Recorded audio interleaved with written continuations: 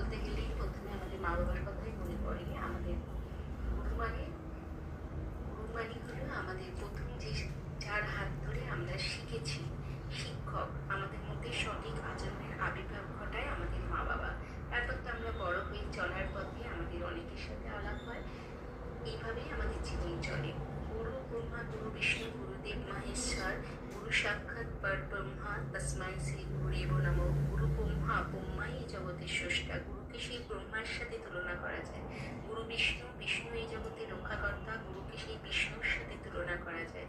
গুরুদেব মহেশ্বর, গুরু হচ্ছে মহেশ্বর শ্রী। মহেশ্বর এই জগতে সব খারাপ জিনিসকে নাশ করেন। গুরু সাক্ষাৎ, যে গুরু সামনে বিরাজমান, ব্রহ্মা, তিনি সর্বশ্রেষ্ঠ ব্রহ্মার আসন লাভ করেছেন।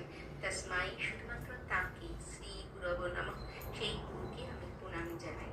আমাদের গুরু হিসেবে আমরা আমাদের ঈশ্বরাজকে ভীষণ ভালোবাসি এবং তাকেই মনে করি। আসলে গুরু তো সেই হয় যে বিপদে আপদে সবসময় আমাদের সাথে থাকে। যেখানেই থাকে সে তার একটাই উচ্চারণ আমরা, সেটাই আমরা আমাদের গুরুদেব মনে করি। গুরুদেব মানে তো আমরা মা বাবার আসনে বা আমরা সেরকম আসনে কাকে বসাবো সেটা আমরা নিজেরাই ঠিক করি। তাই কৃষ্ণরাজকে আমাদের সবার প্রণাম জানাই। কৃষ্ণরাজ, তুমিও ভালো থাকবে। বন্ধুরা, শুভ সকাল, সবার দিন ভালো কাটুক। সবাই সবার গুরুকে প্রণাম জানাবেন নিশ্চয়ই। আমিও আমার গুরুদেবকে প্রণাম জানালাম। আপনাদের দিন ভালো কাটুক। আমাদের ঠাকুর শ্রী শ্রী রামকৃষ্ণ পরমহংসদেবকেও আমি আমার সশ্রদ্ধ প্রণাম জানাই। সবার উপরে তিনি আমাদের গুরু। ঠাকুর, সবাইকে তুমি ভালো রেখো।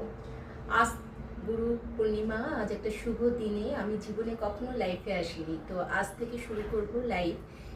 চেষ্টা করব প্রতিদিন রাত্রি 10টা নাগাদ আমি লাইভে আসতে, এবং আজ থেকে আমি রামায়ণ পড়তে শুরু করব। সবাই থেকো কিন্তু বন্ধুরা। আমি কবিতা, কলকাতা নিউটাউন থেকে।